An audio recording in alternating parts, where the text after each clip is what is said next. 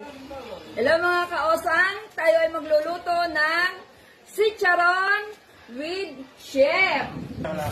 At kailangan ang mainit na mantika sa pagluluto ng chicharon.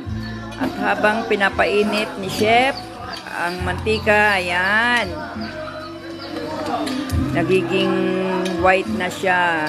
Na ibig sabihin, naluluto na. Ang galing ni chef. Si Chef Buro.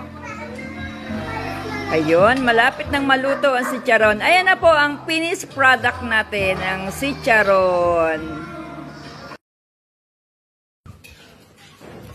Napaka-yummy ng niluto ni Chef Buro. Kaway naman, Chef. Chef Buro. From California.